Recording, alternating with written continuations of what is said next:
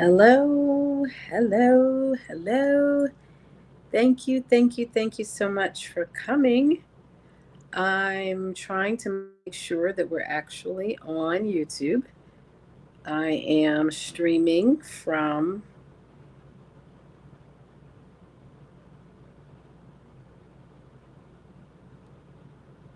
uh-oh, that's not what I want to do. Sorry. I'm almost there, almost there. Dr. I want to make sure that we're actually streaming. Actually, if you are in the comments, if you would say hello, hey there, thank you so much. Thank you so much. Except that I still want to make sure uh, that I can see how things are looking on the screen. Why can I not find? I don't know what's going on. Here we go. I found the channel.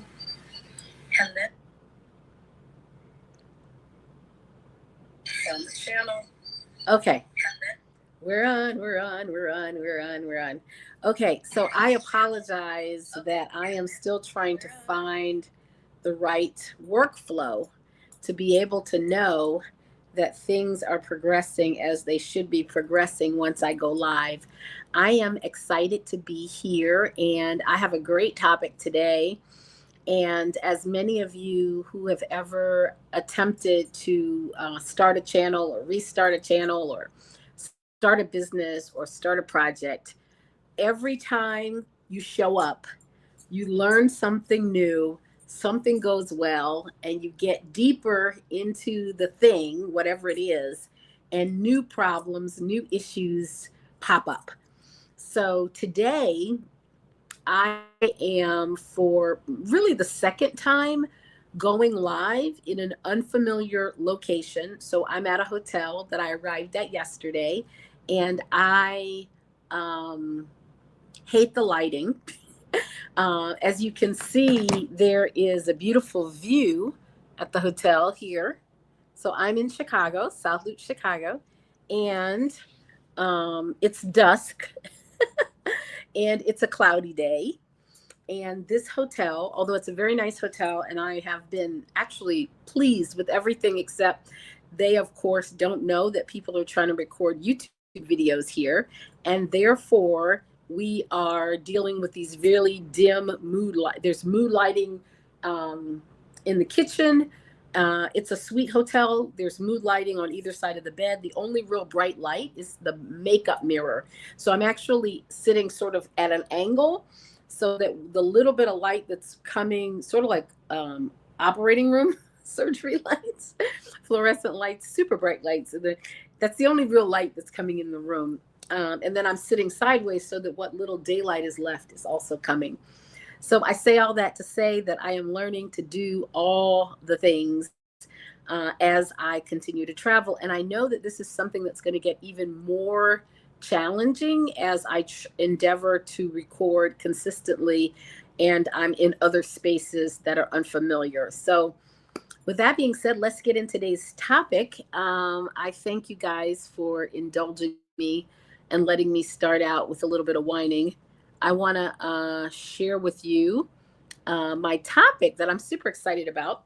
So, the theme today is the power of Black educators. And if you know anything about me, you know that I am an educator who thinks very deeply about the relevance of the cultural background and racial background that I bring to the classroom and that my students bring to the classroom. And if you're not an educator, whatever you do, a way to think about this particular topic is what role, if any, does who I am in terms of my background from a socio-political, cultural, economic standpoint influence how I see the world. I happen to believe that one of the ways that we benefit when we come into the workplace with a healthy self-acceptance for who we are as in my case, an African-American woman, or as a person of color, whatever your ethnicity may be, we show up in a way that's more powerful and more impactful. And as Miriam, I think her name Williamson would say, we give other people the opportunity to embrace and accept who they are. Because part of my moniker for this year, We Thrive Together, in order for us to thrive, we have to really love who we are. And loving who you are is hard to do when you're hiding part of yourself. That's just my personal belief. So that's really what I want to talk about, is the way in which African American educators historically have come into the world. So I want to start out by an affirmation. I'm going to start and end with this. And I want you to say it with me. Type it in the chat. If you are watching the replay, please type it in the chat and put replay and say it with me. I am enough. I am enough. I am enough. I think this is a message that has a subtext that says not only do we need to go back to embracing and accepting and loving who we are as women of color, people of color, in our case, as a Black woman, is by understanding that who we are is enough. So like, without all your excellent training, without all your excellent experiences, and without your work ethic, just being who you are brings so much to the table within whatever workspace or work situation or industry that you're in, particularly in higher education. Many of my target audience in terms of my career coaching in the past and currently has been with people who are in higher education careers, or who are desiring to be in higher education careers, who are sick and tired of the toxicity of higher education career and are trying to sort of transform their lives to do that. So I have an outline, and I want to go back to that. So you'll see me looking down because I'm in a hotel, so I don't have my usual notebooks and resources and cheat sheets. So I want to start out by talking about, how do we own our power and the truth of how we are, and really lean into and celebrate the great legacy that we come from as African American educators with a strong legacy. So today I'm going to mention briefly just 3 men. I know a lot of people are doing content around Black History Month, and I want to talk about Carter G. Woodson, but before that, I want to talk about some other educators. And I also want to talk about, how do we use this legacy, this powerful legacy that we have, in a way that can not just inspire us, but remind people that we are who we are. And so I want to also talk about, how do we stop comparing ourselves to other people, particularly other groups. I want to talk about the myth of meritocracy and the idea that other people are like doing so great and doing so wonderful. Hang on one second. Let me stop the camera.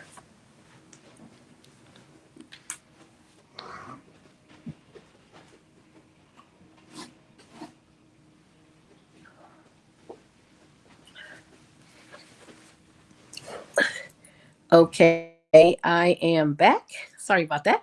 So, and then I want to talk about how do we rewrite the narrative in such a way in our careers that we can be the hero of our own stories, and what does it take to sort of live through our careers as the hero of our own story, and what are some of the habits and mindsets that we have to have in order to do that. So I think that's a lot for the usual 30 to 45 minute live stream. So we'll see how far we get and where the comments and questions take us. So thank you, Sabbatical Life and Fly Like Me PhD, for coming. And I appreciate your participation today. So what I want to start out by talking about, and unfortunately, I was not sure in my new platform how to show you these websites. So what I'm going to do is link them in the description at the end of the video. So the first person I want to talk about, the intellectual that we most associate with Black educators and Black intellectualism, a male, W.E.B. Du Bois. W.E.B. Du Bois was a founding member of NAACP. And most people, when they think about Black intellectualism in that era, would say Du Bois was one that really pushed the envelope forward as an academic scholar. He was often at odds with Booker T. Washington. I myself am a graduate of Tuskegee Institute. Tuskegee went on to become Tuskegee University. It was Tuskegee Institute when I was there in the 80s. And so they had a difference of opinion about what it was necessary for Black people in that day and age to really excel. The reason that they argued is because Southern Blacks, one thought should compromise their basic rights in exchange for education and justice. And Du Bois didn't believe that. He really fought against that idea and really felt like the striving of Negro people could happen on an intellectual level and didn't need to be tied in with this bootstrapping work ethic agricultural movement that trades movement that Booker T. Washington was known for. Booker T. Washington is the founder of Tuskegee Institute in 1881. In case you didn't know that. But Du Bois published a seminal work called The Souls of Black Folks in 1903. And in this collection of essays, he talked about Black Americans as having this double consciousness, feeling like we're in two places at the same time, both an American and a Negro. And because of these unreconciled ideals, we really were, really struggling from the dynamics of inequality. And so the reason why I bring that up is because it reminds me a lot of one of the things that we are struggling with, I think, even today in the workplace, and particularly in the higher education workplace, as our Black studies and Chicano studies and Indigenous studies and all of the cultural relevant, cultural competency skills that have been, I mean, so many people have dedicated their lives, their research, and their careers to bringing these things to the forefront of education. And I think about my own training as a counseling psychologist, and before that, as a pastoral care and counseling. I have a degree in pastoral care and counseling. The idea that you could help someone using a theoretical orientation that was not tested on them, that was not validated on that group of people, but was validated instead on basically middle-class white men for a variety of reasons we won't get into here. And it took really almost a whole generation of scholars to say, for every group, there are some instances where those assumptions are not going to be valid because the lived experiences of this group is going to be different. And so when I think about like the truth of our worth and how powerful our brain power is, our ways of expressing ourselves, our creativity, our ingenuity. Again, going back to Tuskegee and Black educators that I was trained in the 80s, we took freshman seminar, which is still a popular rite of passage to college students. Undergraduates will often start with a course called freshman seminar, first year studies, something like that, where you read a series of books and you'll practice learning to be a student and you'll practice learning how to have conversations and being aware of different perspectives. And often the books that are chosen are books that the people who are responsible for that curriculum believe are going to be transformative for you as an emerging thinker and scholar at the undergraduate level. And what I love about Tuskegee is not only do we read The Souls of Black Folk by W.E.B. Du Bois, who was, some would say, a major critic and enemy. I don't think they were enemies, but anyway, people would use that. Some people would use that word. Of Booker T. Washington, but we also read Up From Slavery, Booker T. Washington's autobiography, as well as many other books of Black thinkers at that time. I've had the pleasure and privilege and challenge of also teaching a first studies course for almost 10 years. And rarely now do we really value in those humanities courses, giving students a long list of books. If you go to an HBCU, it is very common to this day that you will read books from the 18th, 19th, and 20th century, major thinkers around the origins of Black intellectualism and Black education. And depending on the school that you go to, it might be slanted towards specific thinkers and writers, or literature. I don't know what that word is. Literary writers. There we go. I'll just say literary writers. So I'm thinking that there are a lot of times that when we think about the plight of Black educators now, they're sort of treated as second-class citizens.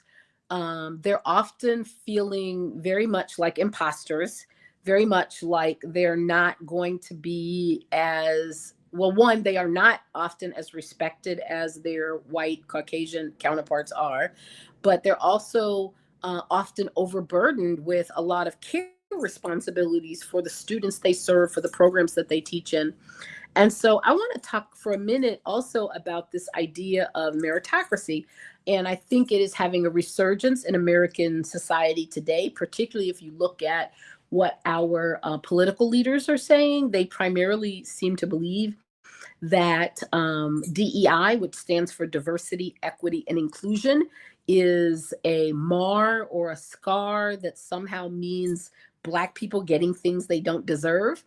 And there's so many people speaking out about this, so I don't want to put a lot of time on this, but I do want to say that this idea that first of all, it is unfortunate and inaccurate, naive to even not understand how the words DEI are being misused and to continue to perpetuate that. So as a person who is a scholar, one of the first things we learn is that it matters what we call things, and it matters what we say in terms of how we use certain words. From the very beginning, when DEI was being thrown around, I was never a fan of the terms diversity or inclusion.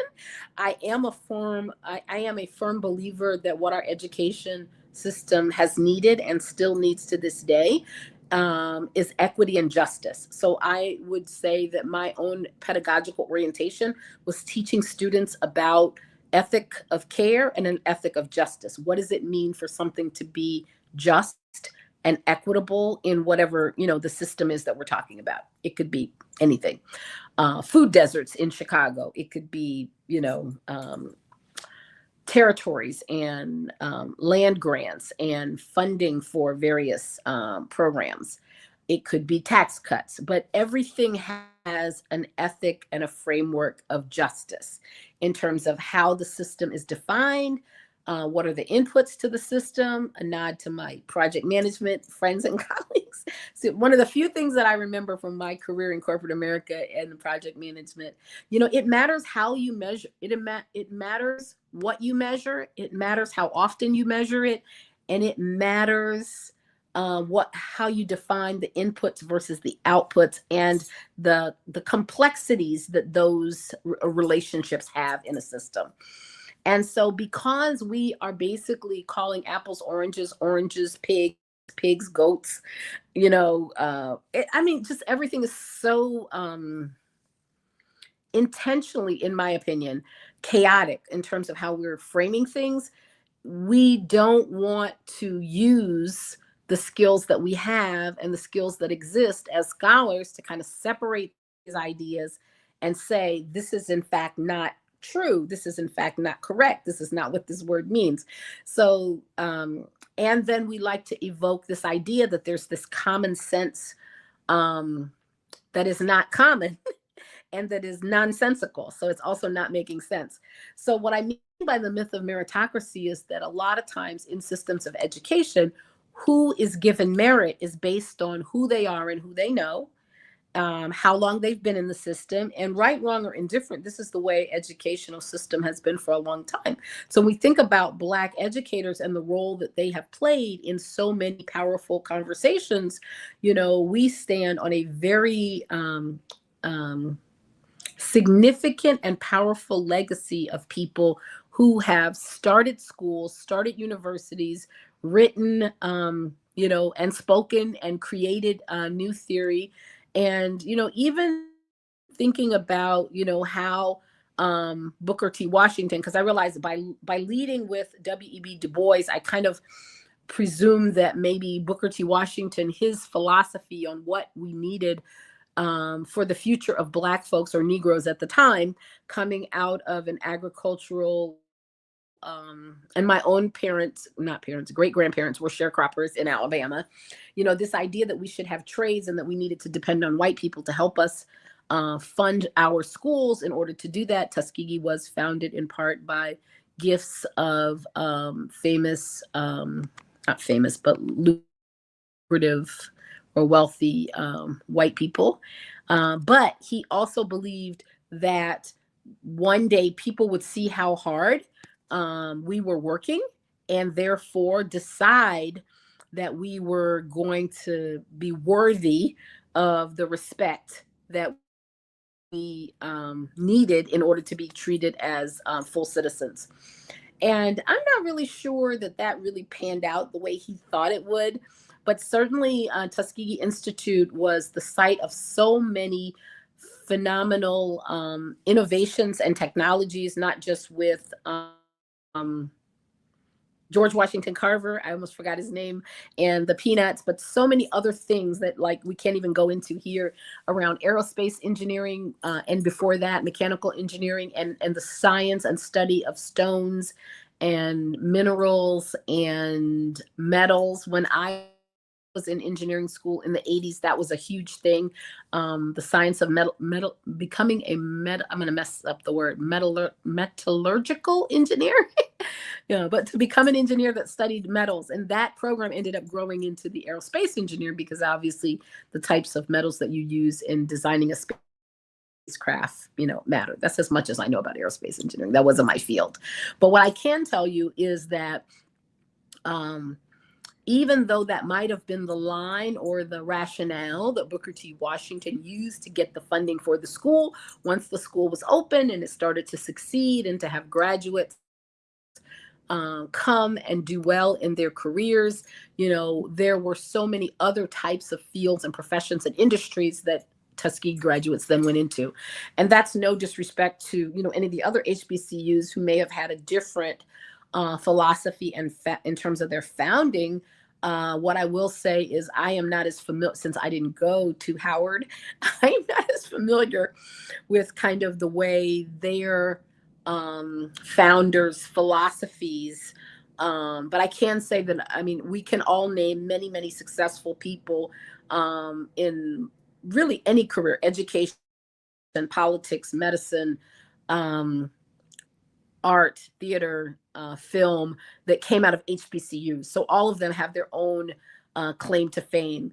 But this idea that there is a system of meritocracy, particularly in education, and that somehow Black folks aren't a part of it, is definitely, as my grandmother would say, a lie from the pit of hell. So I want to close up this section talking about Carter G. Woodson, because Carter G. Woodson, as we all probably know, at least most of people in my audience was know, is considered the founder of Black History Month, because he is responsible for pushing forward and promoting the idea of Black History Week, which was the second week of February, which coincided with some key figures in Black history and their birthdays, as well as Abraham Lincoln. So Woodson was primarily a historian and also was an educator. And as a teacher and a school principal, he really wanted to change or right the wrong that Black history was being ignored in the school system. And if you think about it, he, at the time that he was living in the 1970s, was pretty far removed from sort of the George Washington Carver, Booker T. Washington, W.E.B. Du Bois generation, right? So we're talking, 100 years later, he's still saying, how do we study and preserve Black history? And I believe there were many Black studies program at that time. I know Fly Like Me, Dr. Maya's in the chat. Do you know when the first Black Studies program was started and where it was started? I'm just curious. It just occurred to me. So I'm not sure where it was, but anyway, it was 1976 when he was a principal, and he was like, we need to start an association for the study of Negro life and history. And it started in Chicago, and he also started a journal, which was called the Journal of African American History, a scholarly journal, which was first called the Journal of Negro History, and then later the Journal of African American History. But long story short, it didn't take him long to be able to convince many take him long to become a person who found other Black educators to become a part of the cause, and also to encourage them to start designing curriculum and including it in their classrooms, and ultimately it received national attention. So I'm going to take a second. So to put a pin or wrap up this section of the live, I just want to say that, I think Carter G. Woodson is a great example of how we can be the hero of our own story. And what I love about the YouTube operation, the content creator generation, of which I am now obviously a part of, but it really started with young people, and I guess you could say people 50 and up are just jumping on the bandwagon. But we are all given the opportunity through YouTube to be the hero of our own story, to tell our own story, to write our own narrative. I mean, there's blogs, there's podcasts, all of that is being the hero of your own story. So let me check and see what the comments are saying here. We've got, they're co-opting language left and right. Amen, amen. So true, so true. I love your scholarly approach. Thank you so much. Agree. Dropping knowledge left and right. Need to take notes. My anatomy teacher at Tuskegee knew George Washington Carver. It was so cool to hear him tell stories. Yes, yes, yes. I discovered earlier today that my colleague, Sabbatical Life, Teresa, I don't know the rest of her government name. I don't think I'm supposed to be saying it anyway. Went to Tuskegee like I did, and studied nursing. So this is bringing me back, y'all. Yes, yes, I'm so happy. Okay. Heels, right. Black studies first started in San Francisco. I knew you would know that in 1968. San Francisco, who would have thought? But that makes sense because, California is where, to me, all things radical took root. A lot of the people who became radical had, they traversed, at least through their reading and through the literature, through the California schools. They've always been, in my opinion, like on the front lines of that. Thank you for sharing that. Yes, we are. We agree. Just incredible. Students were advocating for Black studies in the 60s. Yeah, and it was a long time before we got the first Black studies program. I think that's another point. Like, it was 1968 when the first one started, but they really were responsible for so many people feeling inspired to go on, not only in academic jobs, but so many other high-ranking leadership and thought leader type roles in the world because of that one Black studies class or that one Black studies professor you had.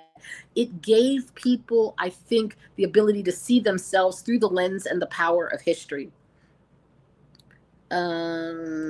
Okay.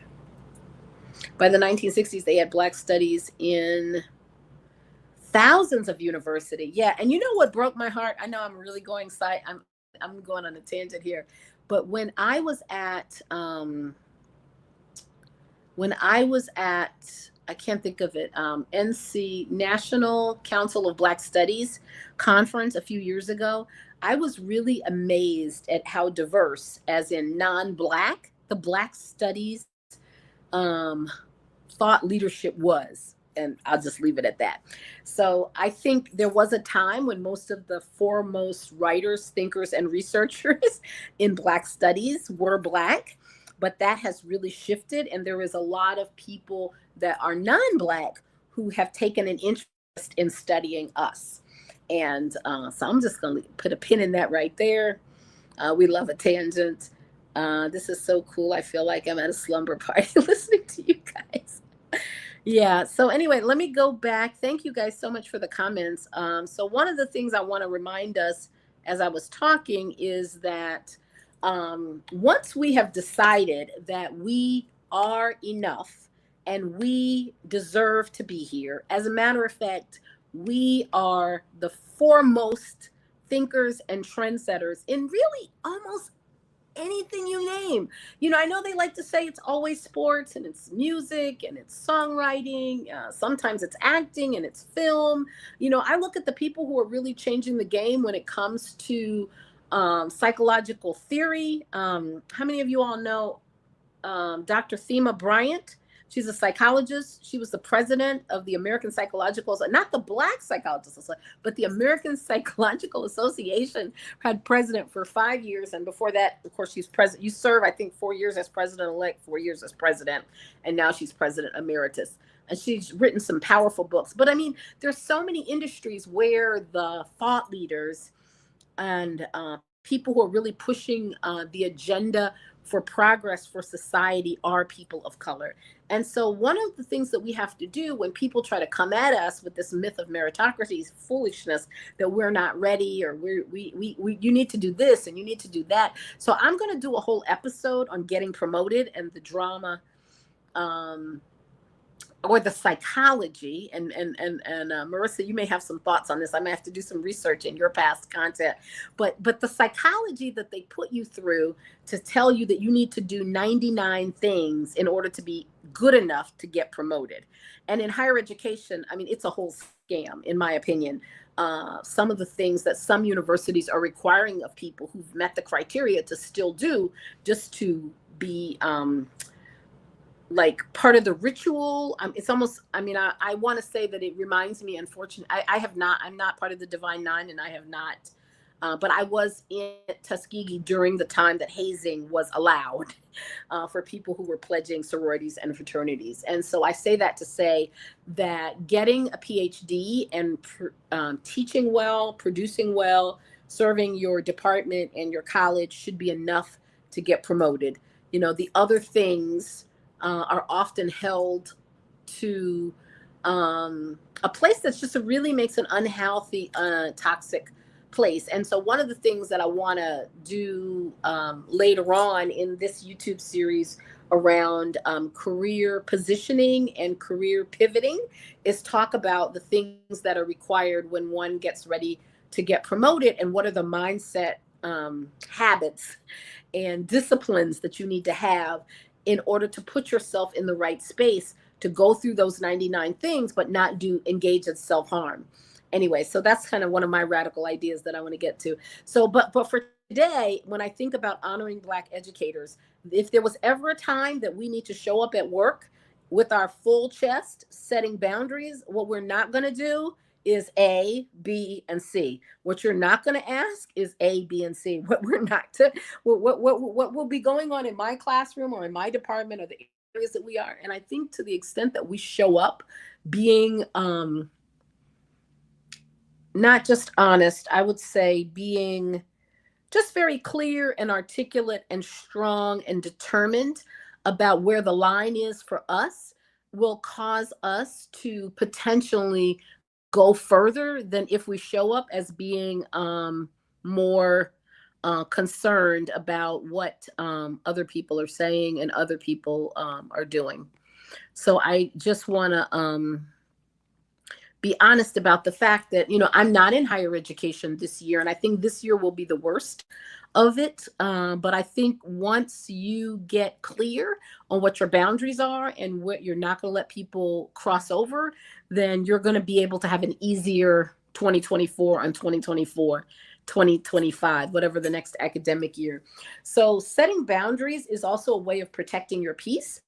At the end of the day, I believe there are a lot of people who already have side hustles and are doing freelancing work. I know there's some folks in our own community here that are really pushing the freelancer journey. Marissa, put in your comments, if you wouldn't mind putting your freelance gig channel in the comments I think that's a great way to help you show up strong. I was a private tutor all the years that I was a graduate student, or rather a doctoral student, I should say.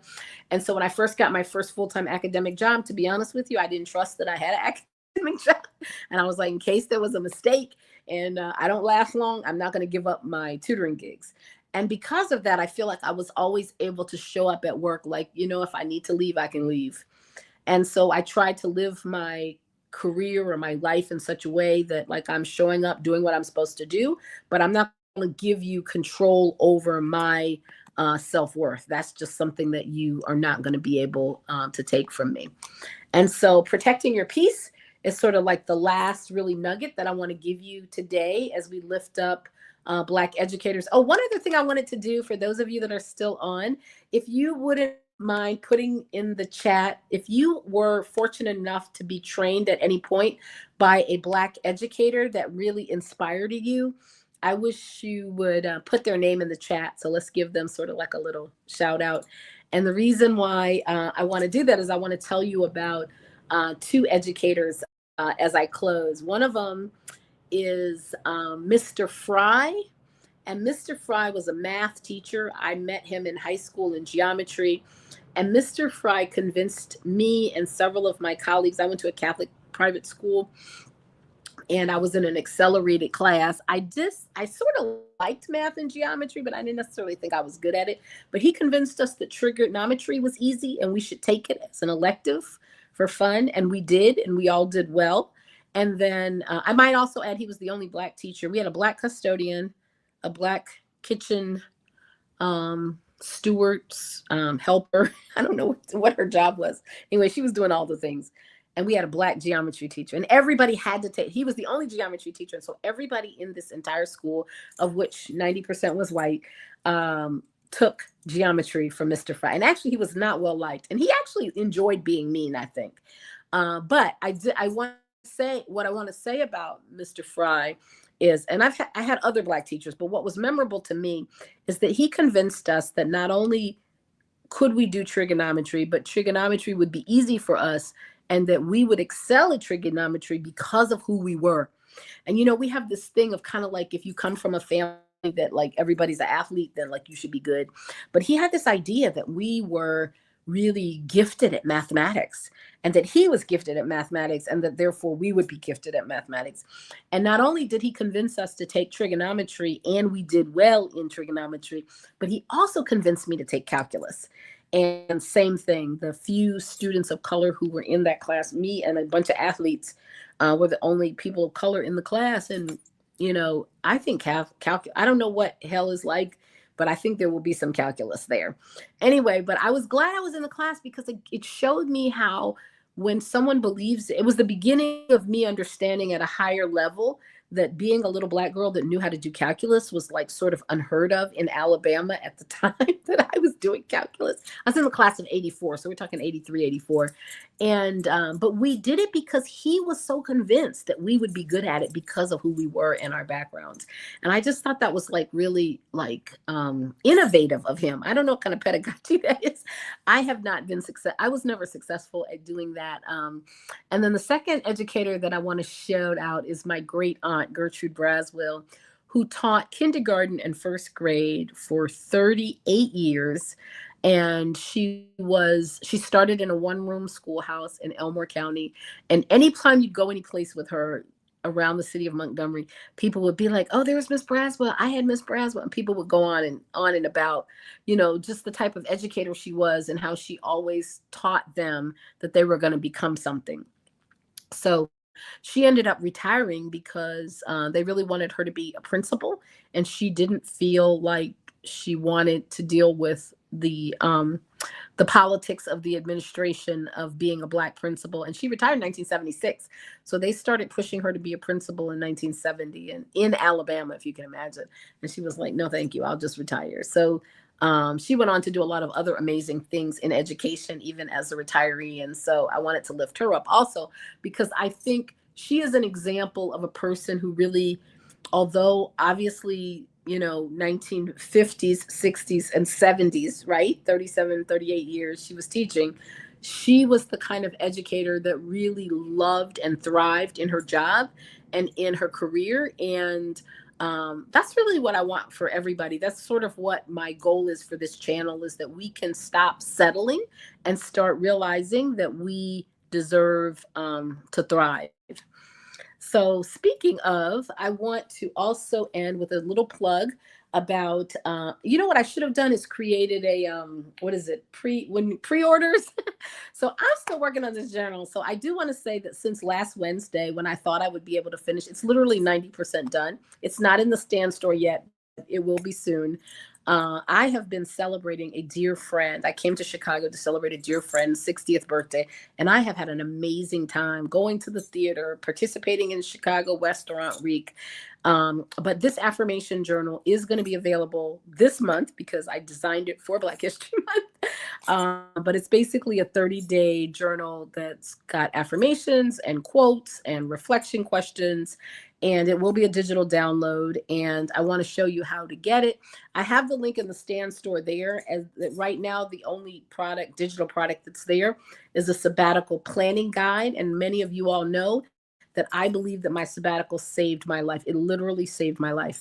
And so I really want to encourage you to consider planning to take a sabbatical. If you can't do 1 year, do 3 months. You know, start saving some money to do that. So I am going to pull up some comments, and I just really thank you all so much for hanging out here with me today. Let's see. So, oh, Marissa Price Heals. Oh, that's not you telling me the freelance channel. Black folks have contributed to every aspect of culture, including intellectual poets, writers, players, absolutely fashion. Yeah, you name it. We did it. We were it. And they copy off everything we do. Come on, for sure they do. So true. Move those impediments, and we would be even more successful. We have an agreement. Marissa Price says, so tired of them copying us and not receiving credit. Absolutely. So many. Like, it just is crazy. And I don't think they're going to stop. I don't think they can stop. I don't think they know how to stop. Like, I feel like sometimes if they would just stop copying all and following other people's trends, like they could come up with their own trends and have like their own, their own fads. I don't know. I doubt that we would copy them. So maybe herein lies the rub. And once they get tired of our music, they go back to country, pop, rock, alternative. So disrespectful. It's so true.